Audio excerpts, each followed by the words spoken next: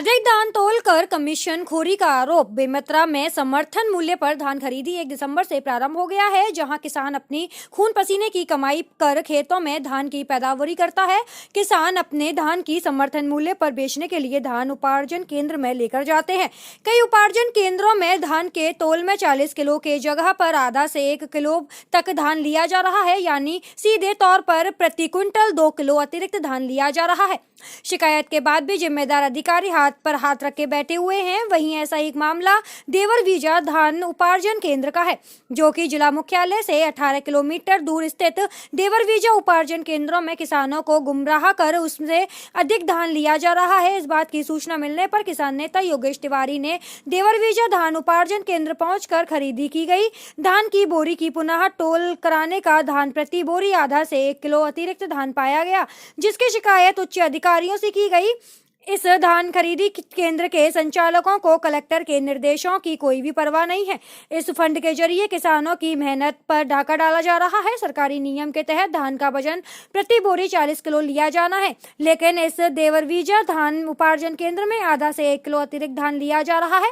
इस मसले पर किसान नेता योगेश तिवारी से बात की तो कहा कि बेमेतरा जिले में इस वर्ष उपार्जन केंद्रों के जरिए 1.5 लाख मीट्रिक टन धान की खरीदी की जानी है, जिसमें अब तक 1000 क्विंटल धान की खरीदी हो चुकी है। पर बोरे में 1 से 1.5 किलो अतिरिक्त धान लेने के पर कितने भी घोटाले होता है, इसका अंदाजा लगाना ही मुश्किल है। बहरहाल सिर्फ एक केंद्र नहीं बल्कि अधिकांश उपार्जन केंद्रों में भी यही है।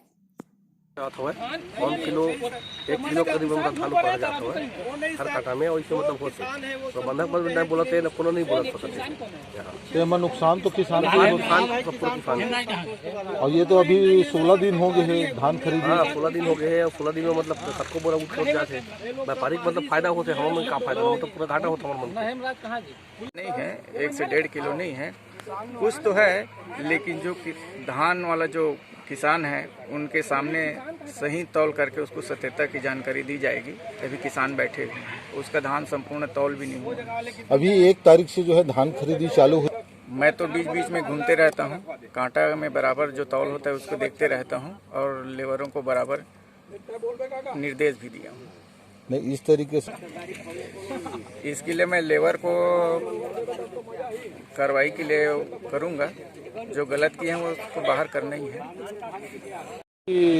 धान खरीदी देवरवीजा में किस तरीके की जो है लापरवाही जो है ना वो सामने आई है, और आप जो है खुद वजन करके देखें तो इसमें कितने जो है ना किलो का जो है किसानों को नुकसान हो रहा है। देवरवीजा सोसाइटी में हम लोग आए हैं जांच करने के लिए, निरीक्षण करने के लिए, और कम से कम यहाँ 50, 60, 70 बोरा हम लोगों ने तौला कर देखा। यहाँ पे कम से कम 50, 60 मौजूद है किसानों।